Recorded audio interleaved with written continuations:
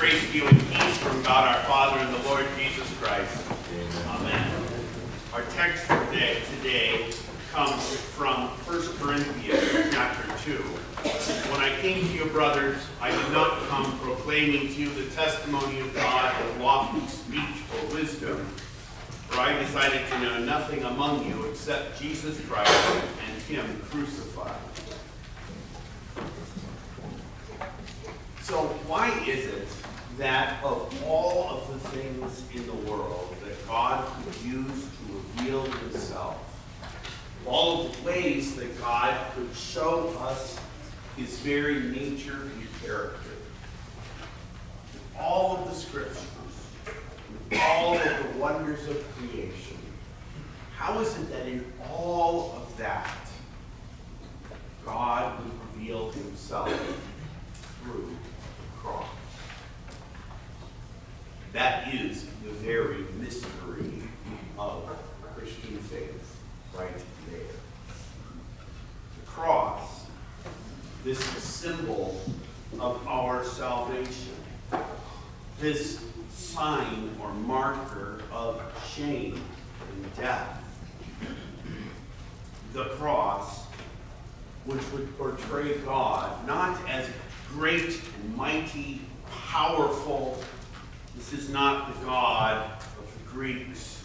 This is no Zeus coming down mighty. This is God who is lowly.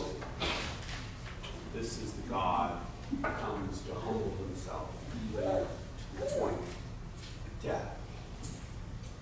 Why is it that of all of the ways that God could reveal himself to us, the cross has to be the center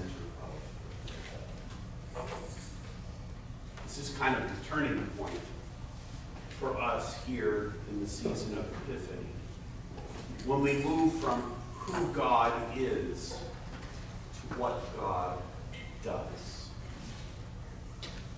And so, what does God do? He redeems body and soul. He saves you. He gives you life. He gives you hope. He frees you from sin, death, and from the power of the devil. Not with gold or silver, but with his holy, precious blood and with his innocent suffering and death. That is who God is. There is no other God besides the God who would give himself completely, utterly, so that you would be saved. What are the alternatives, I suppose we could ask? Well, the alternatives really are every other religion in the world. For every other religion in the world has a God who wants something of you. Every other religion in the world has a God who demands, who asks, who forces, who compels. Every other religion in the world wants to take something from you. But only Jesus Christ comes to give something to you, namely himself. His divine life, the forgiveness of sins, and life everlasting. Now couple this wondrous, beautiful, what we Lutherans like to call theology of the cross, with these words from the scriptures. You are the salt of the earth. You are the light of the world. How is it that a God who reveals himself in the cross would then make you his beacon, his saltiness in the world? This God, your God, the God alone who saves, this God calls you and me to live that same life of absolute and utter service to our neighbor. In other words, not to live for ourselves, not to live so that we might take and get and receive and have and have and have from those around us, but rather that you might give. And in so doing, show the world what it means to have a God who gives utterly of himself. The story goes of Luther coming to pearly gates, to St. Peter's gate in heaven. And when St. Peter reached the gate, Peter, of course, asked him, "Why should I let you in?" And Luther said, "Because of the grace of God." Peter said, "Well, that's great, but where are your good works?